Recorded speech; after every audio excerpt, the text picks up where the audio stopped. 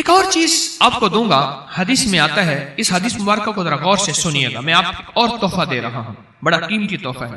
حدیث میں آتا ہے کہ قرب قیامت میں سال ایسے گزریں گے جیسے مہینے، اور مہینے ایسے گزریں گے جیسے ہفتے، اور ہفتے ایسے گزریں گے جیسے دن، اور دن ایسے گزرے گا جیسے شرارہ، چنگاری، آگ جلائے نا آگ، اس میں سے ایسے ایک چھوٹی سی چنگاری اوپر جاتی اور بجھ جاتی ہے۔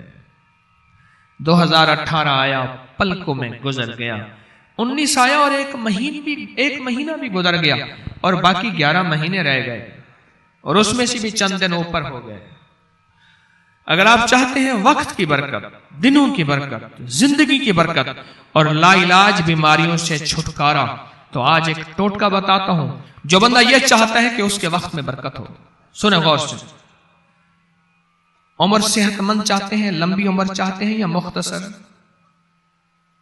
وقت میں برکت چاہتے ہیں؟ میں حیران ہوا، حضرت حکیم الامت رحمت اللہ علیہ کے ایک خلیفہ، ان کا مزاج تھا کہ جب خط ان کا مرید ان کو لکھتا تھا تو اسی خط کی بیک پہ مختصر سا جواب لکھ کے بھیج دیتے تھے۔ اب ذرا جواب سنیں، سوال کہ مرشد آپ کی دعاؤں سے، اللہ کی رحمت اور توجہ سے میں روزانہ 1.25 لاکھ دفعہ اس میں ذات کرتا ہوں، اللہ 1.25 لاکھ دفعہ نفی اثبات، 1.25 لاکھ دفعہ درود پاک، 1.25 لاکھ دفعہ استغفار، 10 پارے قرآن کے، 100 نفل، یہ معمولات۔ وہ پرائمری کے ٹیچر بھی تھے، مسجد میں 5 وقت کے امام بھی تھے، جمعہ بھی پڑھاتے تھے، مفتی تھے، لوگوں کو مسائل بھی بتاتے تھے، بال بچے بہت سارے تھے، ان کی روزی روزگار کے لیے محنت بھی کرتے تھے، اسکول میں وقت بھی دیتے تھے، اور یہ معمولات بھی کرتے تھے۔ ایک عقل انسانی تو نہیں مانتی کہ یہ کیا ہے، لیکن رب جس کے وقت میں برکت دے دے، اللہ کے لیے کون سی دیر ہے؟ ہم تو اپنے وقت میں برکتی چھنوا بیٹھے، ہمارے وقتوں میں برکتی ختم، ہماری زندگی میں برکتی ختم، ہمارے لمحوں اور ساعتوں میں برکتی ختم ہو گئے، ہم تو برکت چھنوا بیٹھے۔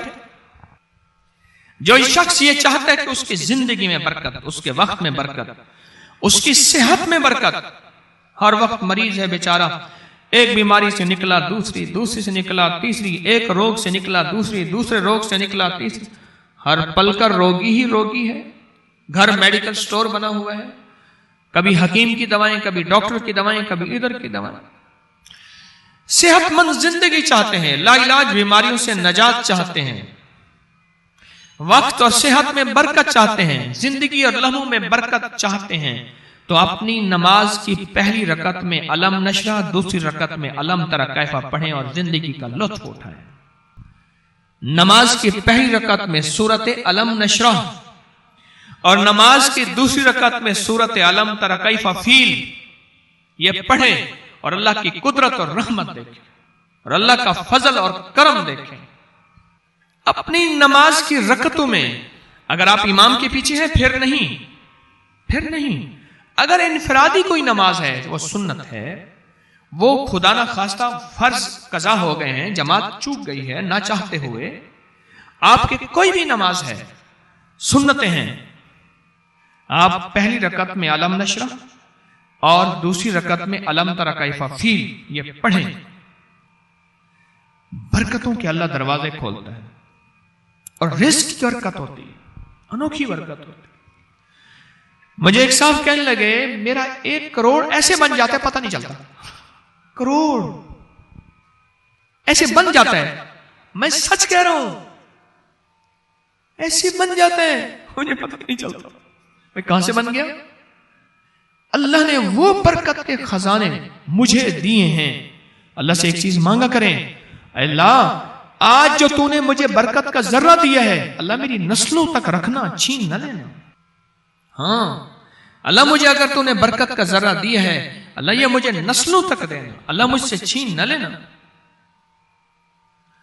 تو برکتوں کے دروازے اللہ کھلوا دے، لا علاج بیماریوں سے نجات دے دے، وقت میں برکت، زندگی میں برکت، سانسوں میں برکت، صحت میں برکت، دولت میں برکت، پیسے میں برکت، نسلوں میں برکت۔ برکت کبھی ختم نہیں ہوتی، کثرت ختم ہو جاتی ہے۔ کتی کتنے بچے دیتی ہے؟ 7 10 11، اور بکری کتنے بچے دیتی ہے؟ ایک کوئی دو. اللہ نے آنکھوں سے دکھایا ہے کہ بکری میں برکت ہے. اس کی وجہ یہ ہے کہ بکری میں حلال ہے اور برکت ہے، اور کتے میں کثرت ہے اور حرام ہے.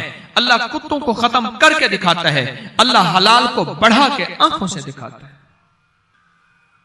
پہلی رکعت میں سورت علم نشرح اور دوسری رکعت میں سورت فیل. کمال چیز ہے.